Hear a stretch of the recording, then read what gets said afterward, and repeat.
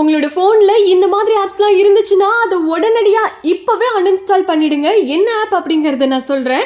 அதாவது நம்மளோட ஃபோனில் ப்ளே ஸ்டோர் இருக்கும் இல்லையா, அதை டச் பண்ணுங்கள். அதை டச் பண்ணதுமே உங்களுக்கு ரைட் சைட் கார்னரில் நம்மளோட ப்ரொஃபைல் ஐக்கான் இருக்கும் இல்லையா, அதை டச் பண்ணிங்கன்னா சில ஆப்ஷன்ஸ்லாம் உங்களுக்கு காட்டும். அதில் ப்ளே ப்ரொடெக்ட் அப்படின்ற ஒரு ஆப்ஷன் இருக்கும்.